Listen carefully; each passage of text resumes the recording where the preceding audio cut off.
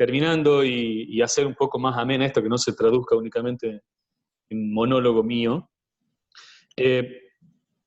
retomar el punto entonces del tema de los alegatos de cierre y entrar ahora en otro de los conceptos o otro de los tópicos que yo creo que es fundamental, que tiene que ver con la construcción del nombre personal. Es decir, y esto tiene que ver mucho con lo que ustedes ya han escuchado, o lo que ya habrán leído también, que tiene que ver con la credibilidad y con la persuasión.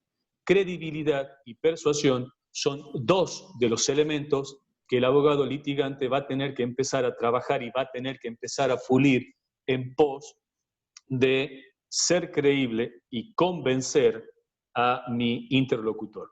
En este sentido, lo que yo les propongo es una suerte de autointerrogatorio, es decir, ¿por qué cree usted que es creíble cuando va a una audiencia?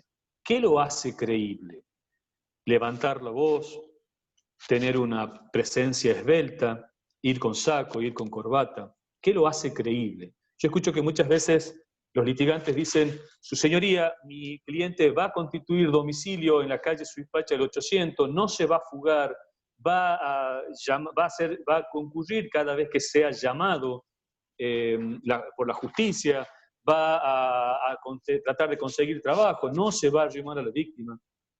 Esa suerte de posesionamiento que hace el defensor, lógicamente está entendible detrás de conseguir un resultado favorable para su cliente, en la creencia de que eso el juez que lo está recibiendo entiende que ese abogado penalista o ese interlocutor, para el caso, es creíble porque él recite esa suerte de decálogo que nosotros vamos armando para obtener libertades. Y créanme que nada más alejado de la realidad. El juez sabe que nosotros no podemos manejar la voluntad de nuestro cliente, de nuestro representado. Nosotros no podemos a ciencia cierta decir no va a delinquir más. Entonces, en ese sentido, hay que tratar de buscar oraciones, de buscar eslóganes que nos permitan a nosotros, si bien materializar esa metodología de trabajo, pero también tomar alguna distancia respecto de nuestro representado. Yo utilizo mucho la palabra me ha referido, mi cliente me ha referido, mi cliente me ha dicho que va a vivir donde él dice que va a vivir, mi cliente me ha prometido que no va a volver a delinquir. ¿Por qué esa técnica o esa estrategia, mejor dicho, de litigación? Porque no soy yo el que me estoy haciendo responsable por lo que mi cliente puede hacer el día de mañana. No soy yo el que le estoy diciendo al señor juez, momentito señor juez, yo le estoy dando mi palabra que mi cliente no va a delinquir. Eso resulta prácticamente increíble, pero lo hacemos con la creencia y hasta con el convencimiento de que eso es parte de la credibilidad del abogado. No, el abogado va a empezar a construir una credibilidad en cuanto haga planteos serios, en cuanto no pueda asegurar que el cliente no se va a escapar con una simple frase. No puedo asegurar que mi cliente no se va a escapar. Va a hacer todo lo posible para quedarse en el lugar que él dijo que se iba a quedar. Pero no soy yo el que estoy poniendo mi palabra adelante de eso. No soy yo el que estoy dejando mi buen nombre para que sea violentado por el cliente, porque nosotros sabemos que, y esto es un dicho de muchísimos años, el cliente es del pasillo. Entonces, el cliente, con tal de recuperar su libertad, va a hacer prácticamente muchísimas concesiones que después nosotros no vamos a poder mantener en el tiempo. Eso se trata de la credibilidad.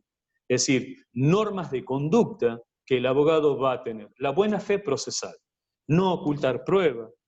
Cuando yo hablo de la buena fe procesal, también me refiero un poco a lo que tiene que ver con el trato que los abogados litigantes inferimos a los testigos de la contraria. Un trato humillante, un trato sarcástiquico. Bueno, eso se tiene que dejar de lado. Con esas técnicas que acabamos de mencionar, voy a destruir en el buen sentido de la palabra o le voy a quitar credibilidad al testimonio de Juan, porque Juan dijo o dio dos versiones distintas a la que está dando hoy su señoría, o voy a destruir al testigo, porque el testigo al momento del hecho dijo que lo vio cuando en realidad él usa gafas y según lo que yo tengo entendido por la prueba en el expediente, en ese momento él estaba sin anteojos. Esos son los elementos que uno va a tener que empezar a pulir, lógicamente que hay un universo de elementos que uno puede utilizar para darse cuenta respecto del testigo, ¿verdad? Entonces, esto de la credibilidad no tiene que ver con el trato humillante, no tiene que ver con hacer concesiones que después a lo largo del tiempo no podemos cumplir. Ya para ir finalizando me quiero detener simplemente en una técnica, que es una técnica de litigio que a mí me parece muy importante y es en eso donde nosotros debemos trabajar mucho, que es la técnica de evidenciar contradicciones. Es muy común que por parte del sistema que nosotros manejamos, este sistema escritural, y por este letargo de justicia con todos los fueros, con todo el fuero colapsado, un juicio que se inició en el 2014-2015 recién, un proceso que se inició en el 2014 recién vaya a juicio en el 2020 o en el 2019. Y también es muy propenso a que los testigos no se acuerden de lo que habían manifestado al principio en la investigación penal preparatoria y hoy en el juicio oral vienen a cambiar su versión, porque no se acuerdan, porque son interesados, porque le propusieron algún tipo de recompensa si cambiasen su declaración. La cuestión que el testigo está diciendo algo contrario a lo que dijo en su momento. Y es acá donde se va a aplicar esta técnica para evidenciar contradicciones, que también tiene que ver con la desacreditación que puedo hacer del testigo o del testimonio, como lo venimos diciendo. Esta técnica, que es una técnica universal, créanme, yo no he inventado nada, se llama técnica CACA. La técnica CACA por sus siglas CACA. Y esta técnica CACA tiene que ver con, lo voy a tratar de ejemplificar. El señor Juan recién manifestó, a pregunta del fiscal, que lo vio a Juan utilizar el arma de fuego con que mató a Pedro. Cuando vamos al interrogatorio, nosotros advertimos que esa pregunta que el fiscal le hace, señor, ¿usted vio a Pedro? Y Juan le dijo, sí, vio a Pedro utilizar el arma. Lo que hacemos es, en ese punto, remarcar la técnica CACA. Es decir, la técnica CACA que lo voy a disgregar por las letras que tiene esta técnica. La primera es la C. Esta C que tiene que ver con la idea de la confrontación, perdón, con la confirmación. Esta idea de confirmación que volcado a la práctica sería, pero señor Juan, usted recién manifestó, o le dijo al fiscal, que vio a Pedro disparar contra la víctima y usted lo dijo en 2 oportunidades. Es lo que yo estoy haciendo, estoy confirmando lo que Juan le dijo al fiscal. La respuesta que voy a obtener de Pedro es sí, yo dije eso. Entonces paso a la segunda de las letras que tiene la técnica, que es la A, acreditación. Es decir, y en ese punto lo que voy a hacer es este ejercicio. Señor Pedro, ¿usted cuántas veces declaró en este expediente? Y mire, yo hice 2 veces. Ah, muy bien. La primera tuvo que ver con en sede policial, ¿es así? Sí. Y la segunda vez usted lo dijo en sede judicial, ¿es correcto? Sí, es correcto. ¿Y usted siempre cuando dijo la verdad de todo lo que sabía? Sí, doctor, así lo dije. ¿Y usted quería que ese señor, el homicida, fuera atrapado? Sí, doctor, sí. ¿Y usted está seguro que lo vio a Pedro disparar? Sí, doctor, sí lo dijo. Esa acreditación va a ir cerrando el lazo que yo le voy tramando al testigo para rematar con la confrontación. Y la confrontación tiene que ver con la siguiente acción. Con el expediente en mano, me levanto, pido autorización al tribunal o hago que lean por secretaría en el nuevo sistema adversarial, va a permitir el desplazamiento del abogado hacia donde está el testigo. Con el expediente en la mano, voy a señalar la parte que yo quiero que él lea y le voy a hacer leer en voz alta. ¿Qué es lo que voy a señalar yo? Donde él dijo en la instrucción o en la fiscalía que él no vio disparar a Pedro. A Juan, señor Pedro, dígame dónde usted dijo eso. Y lo hago leer. Es ahí donde ya termino de cerrar el círculo, porque él va a leer algo contrario a lo que me acaba de manifestar. Y la última letra de la técnica CACA es la A, que significa el adiós. Entonces, ahí yo termino de cerrar y termino de destruir con esa técnica la credibilidad del testigo. Con esto pretendo haber dado un lineamiento muy a vuelo de pájaro, entendiendo también que los tiempos de este sistema Zoom no nos permite explayarnos mucho más, pero bueno, la idea es que ustedes más o menos hayan tenido, por parte mía, algún tipo de experiencia en técnicas de litigación, que lógicamente no se agotan con esto. Esto es prácticamente un inicio, pero espero que le haya servido y espero que haya despertado en ustedes la posibilidad de seguir estudiando el tema y de buscar bibliografía especializada al respecto, que las hay y muchas. Lamentablemente a nivel nacional no tenemos muchos autores, por lo que decía al principio de la conversación, que nosotros recién arrancamos con este sistema adversarial de corte contradictorio, y que en este punto, digamos, vamos a tener que recurrir a literatura especializada extranjera, que las hay, insisto en esto, y muy buenas. Así que bueno, pretendí con esto no aburrirlos, pretendí que sea una charla amena, así que el paso que sigue entiendo que sería un feedback, un ida y vuelta de preguntas y respuestas sobre la experiencia de cada uno y lo que se me quiera consultar, está abierto el micrófono para ello. Colegas, ya saben que pueden habilitar su audio, directamente pregunten, lo apagan y así escuchamos al disertante. Gracias. Doctor Celaya.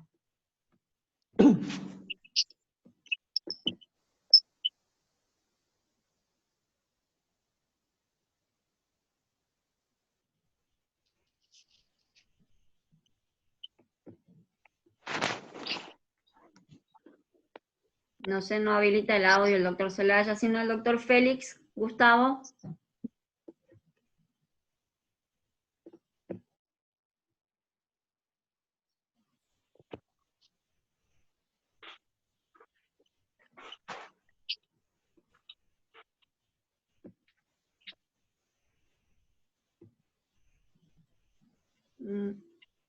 ¿Alguien más que desee preguntar? Porque tienen que habilitar su audio, colegas.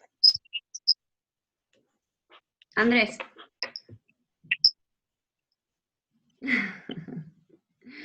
Pensaba que habías habilitado el audio para preguntar. Igual yo tengo preguntas, doctor, pero quería darle la palabra acá a los colegas. Como usted quiera, doctora.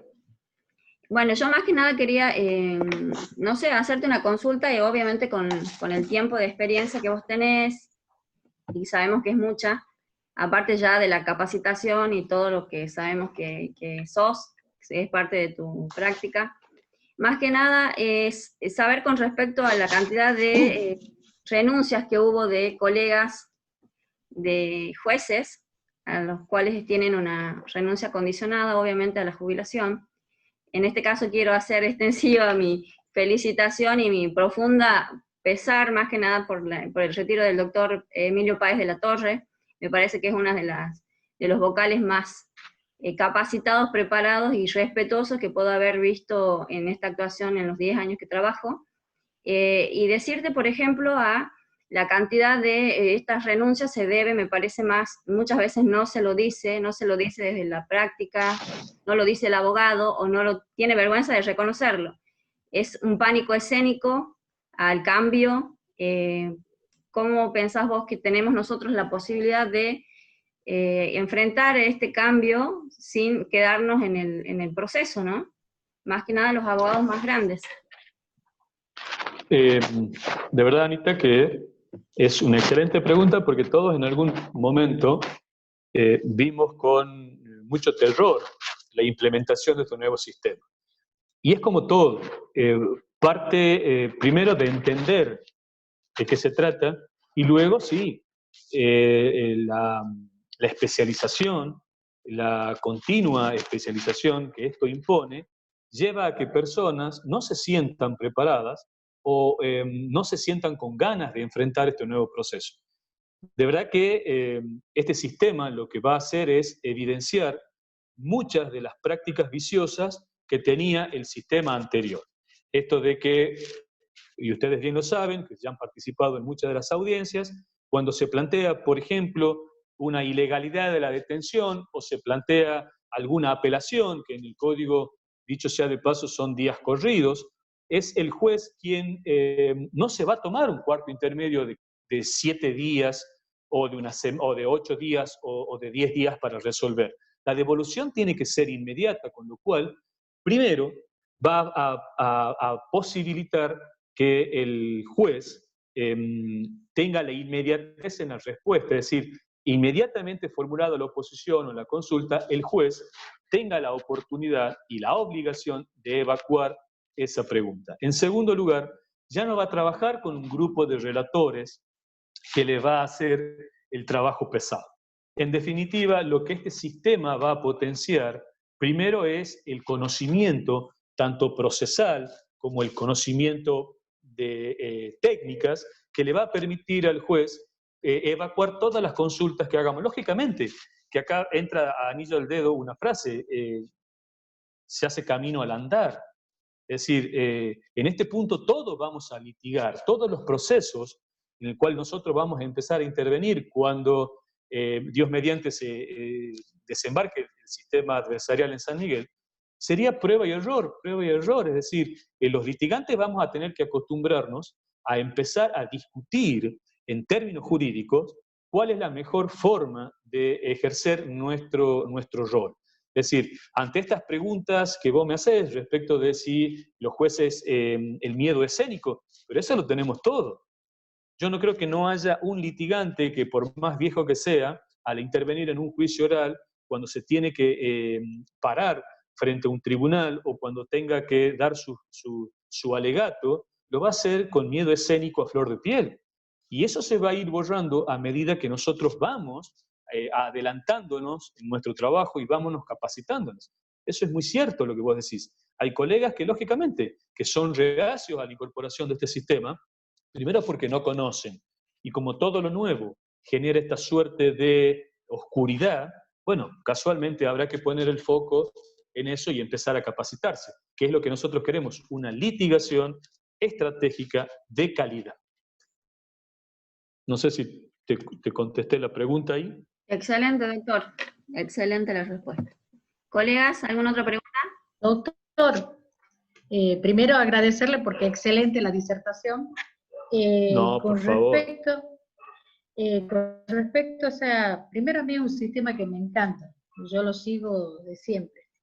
¿Qué sugerencias podrías dar, doctor, con respecto a las teorías del caso? Porque vos sabés, si tenés una teoría del caso muy bien fundamentada, vas a hacer un buen alegato de apertura y vas a hacer un proceso perfecto. ¿Qué sugerencia darías vos?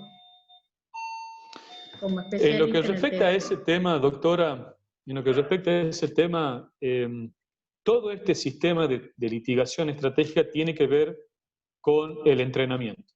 No hay otro, no hay otro. Yo, aunque vos te parezca un tanto risueño lo que te voy a decir, mi forma de entrenamiento es grabarme los alegatos y después analizarlos. El uso de muletillas, trato de evitar el uso de muletillas.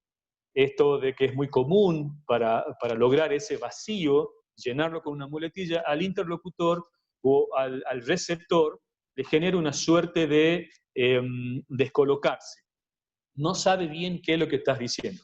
Y esto va a generar también, lo vas a poder limar a través del entrenamiento. Y la teoría del caso no es otra cosa más que contar una historia y que esa historia sea creíble, que esa historia sea fácil de interpretar, que esa historia involucre todos los hechos posibles y sobre todo que yo me pueda adelantar a la falencia que tiene mi propio caso. Un ejemplo, en mi teoría del caso necesito contar con Pedro, pero resulta que Pedro es una persona que ha sido condenada por homicidio. La contraparte, que va a hacer su trabajo, va a entender que ese punto en mi teoría del caso es un punto a atacar en la credibilidad de Pedro o en la credibilidad del testimonio de Pedro. Entonces, lo que yo voy a hacer en mi teoría del caso es adelantarme y cuando lo haga declarar a Pedro, yo le voy a hacer esa pregunta, es decir, escúcheme Pedro, ¿usted fue condenado? Sí me va a contestar a él. Entonces lo que se logra con eso es que la teoría no haga agua en ese punto y que sea el propio juez que escuche de la propia voz del testimonio, del que está dando el testimonio, esa situación negativa, cosa que le resta importancia. La teoría del caso, doctora, se hace practicando, se hace escribiendo, no hay otra forma. Lo peor que le puede pasar a un litigante es la improvisación. Lo peor que le puede pasar es ir con una forma encapsulada de modelos que copia de otro lugar. Cada caso es particular. Y la teoría del caso es lo que nosotros hacemos desde que colgamos el título en la pared y empezamos a recibir clientes. Nada más que ahora se llama teoría del caso. Y que lógicamente tiene aditamentos que antes nosotros no lo veíamos. Entonces, la teoría del caso, ¿qué consejo le puedo dar yo? Es la práctica. Es la práctica, la práctica. Por supuesto que va a haber errores que cometemos nosotros todo el tiempo. Pero la práctica, lamentablemente, la vamos a tener que ir puliéndola, no digo lamentablemente en cuestión de tiempo, porque no tenemos nosotros una gimnasia en función de la asiduidad que uno puede tener con juicios orales para ir practicando esto. Pero tranquilamente, grabándote y luego reproduciendo tu grabación, podés escuchar si sos congruente con lo que estás diciendo, si podés aplicar tu teoría del caso correctamente, y lo importante es si esa teoría cumple con los parámetros que cualquier bibliografía especializada en el tema te dice. Resumidas cuentas, práctica, práctica y práctica. Doctor, y otra preguntita. Con respecto al alegato de apertura, ¿qué tiempos recomiendas vos que se puede realizar? ¿En cuánto tiempo para que sea creíble y contundente para el tribunal? Bien, es otra excelente pregunta, porque lo que nosotros en este punto, lo que uno trata de hacer es de ponerse sus propios parámetros. El alegato de apertura es mi presentación, es lo que yo vengo a contar, es lo que al juez lo va a motivar para escucharme durante todo el proceso. Y lo que me va a permitir a mí es contar esa historia de la forma más resumida. Normalmente se utilizan frases cuando vos haces un interrogatorio largo.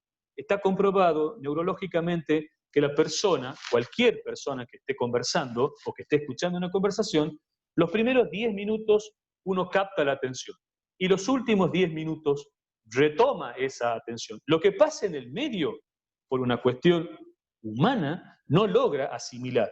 Entonces se utilizan técnicas como para captar de nuevo, para reavivar esa última fase del interrogatorio, tiene que ver con palabras como, por ejemplo, bueno, para ir terminando, entonces vos vas a notar que el juez, como dice, bueno, ya viene lo final, ya me voy a poner un poco más agudo para entender lo que dice. Con respecto a los alegatos de apertura pasa lo mismo. El alegato de apertura es mi carta de presentación, es el thriller de la película que yo vengo a contar. Si yo cuento un alegato de apertura de 1 hora, créeme que el tribunal no me va a llevar ni la más mínima atención. El alegato de apertura no tiene que tener más de 5 minutos, donde yo cuente lo que voy a probar, cómo lo voy a probar y por qué necesito probar eso. El resto no tiene ningún sentido hacerlo.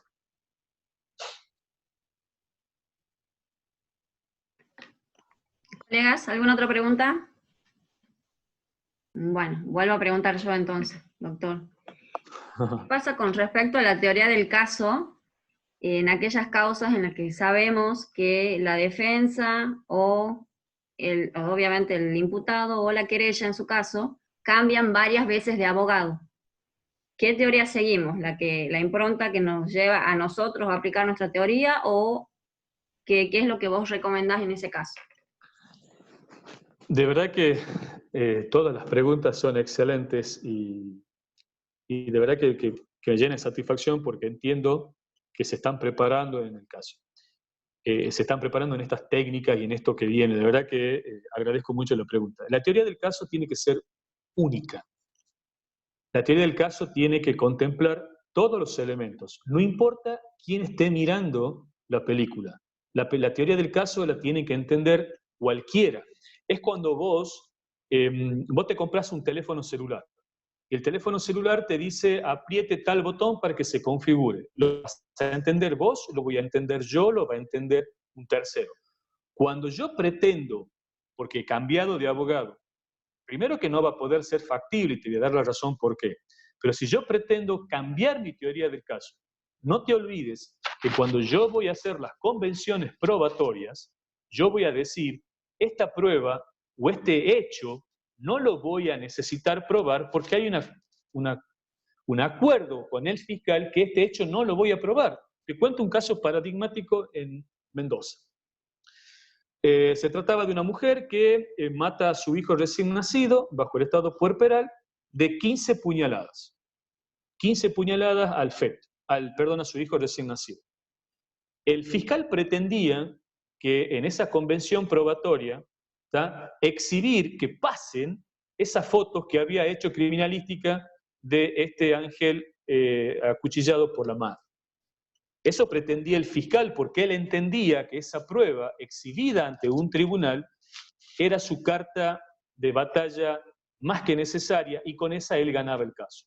Por el otro lado, el defensor hizo esta alocución y dijo así, de esas fotos yo no tengo cómo defender.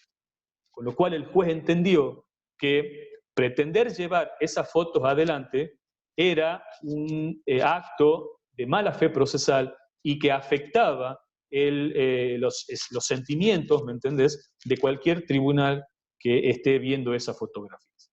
Entonces, la teoría del caso se tiene que mantener a partir de estas convenciones probatorias. La pregunta sería, yo, abogado, ¿hasta cuándo puedo mantener mi teoría del caso? ¿Cuándo yo puedo mutar de teoría? ¿Cuándo puedo decir, no fue exceso en la legítima defensa, fue una defensa, fue una legítima defensa pura?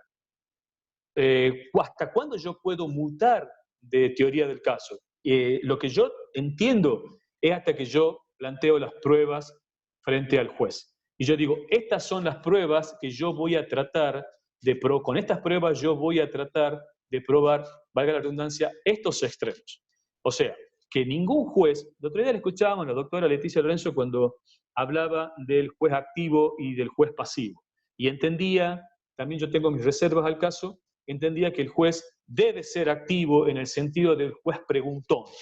Yo entiendo que el juez debe ser preguntón en este punto, porque si el juez no pregunta a la defensa cuáles son las pruebas que usted intenta valerse y cuál es en definitiva su teoría del caso, va a llegar una etapa de juicio donde la defensa no va a tener teoría del caso y se va a transformar en una defensa ineficaz. O sea, retomando lo que vos me preguntás, yo entiendo que el cambio por determinadas circunstancias de abogados defensores no debe alejarse mucho de la teoría del caso inicial, de la que se presentó, de la que se propuso en su momento, aun cuando el abogado tenga sus reservas al respecto. Por lo que te acabo de decir, el juez no va a permitir que cambie una teoría del caso minutos antes de un debate oral, porque eso implicaría también reestructurar toda la prueba que intentó valerse el abogado defensor anterior. Entonces, entiendo que la teoría del caso, como todos los manuales de litigación explican, debe ser única, debe ser fácil de entender y sobre todo debe ser comprendida, no tan solo por el abogado defensor, sino también por el imputado, porque es parte activa en el juicio, ¿me entendés? Bien. Bueno, si algún colega va a preguntar, si no te hago la última ya cerrando y agradeciéndote tu tiempo, tu disponibilidad y tu conocimiento, era consultarte si vos considerás, yo lo entiendo así, y corregime si me equivoco, aparte de que la capacitación es fundamental, entiendo que la defensa privada tiene que invertir en eso, capacitación, porque ya lo está haciendo el Ministerio de la Defensa, el Ministerio Público Fiscal, lo están haciendo los jueces también, entiendo lo mismo, pero considero que la defensa privada con respecto a la defensa pública tiene un plus. ¿Y cuál sería ese plus? Que nosotros como abogados particulares, en el ejercicio, hemos participado en cada una de las etapas del proceso. Comenzamos con una declaración de imputado y terminando en un debate oral y público. Considero que tenemos esa preparación distinta, por ejemplo, un fiscal que solo ha intervenido en la investigación penal preparatoria, o un juez que solo interviene en la parte de un juicio oral y público. Con respecto a eso me parece que nosotros estamos en mejores condiciones que la defensa pública. ¿Qué consideras al respecto? Yo entiendo que todos partimos desde el llano, Doc. ¿En qué sentido partimos del llano? Que este sistema de litigación adversarial va a poner en igualdad de condiciones a todos. Digamos. Sí, yo entiendo que el abogado particular puede tener una suerte de ventaja respecto de las otras formas de defensa y de la fiscalía en general, porque en realidad el abogado particular lo que tiene que hacer de alguna manera es volver a sus orígenes. Aquel abogado que investigaba, aquel abogado que se reunía con su cliente, aquel abogado que iba a la escena del crimen, que dialogaba, que charlaba. Es decir, eso es el plus que yo veo, pero créeme que con ese plus solo no te alcanza. Con esa situación de lo que yo siempre dije y a mí marcó a fuego es que la defensa privada hacía un trato personalizado, a diferencia de la defensa pública, que simplemente era una oficina que recibía gente y trataba de evacuar las dudas lo mejor posible con todas las limitaciones. Hoy, tanto el Ministerio Público Fiscal como el Ministerio de la Defensa son dos ministerios que realmente están invirtiendo muchísimo. Y ahí es donde yo veo, a contrario de lo que vos me decís, la desventaja respecto del privado. Hay muchas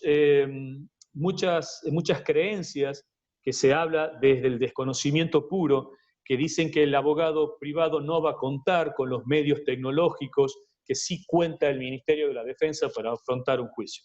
Llámese una prueba de ADN, llámese una prueba balística. Lo que el abogado tiene que entender es que la prueba es del aportante, ya no es del proceso.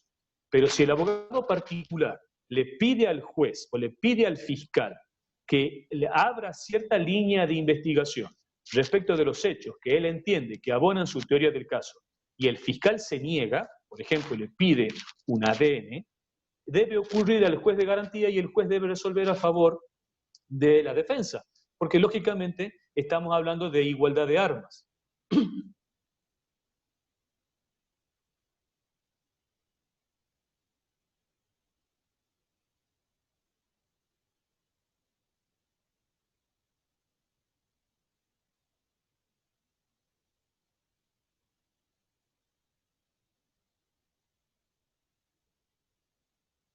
¿Sí?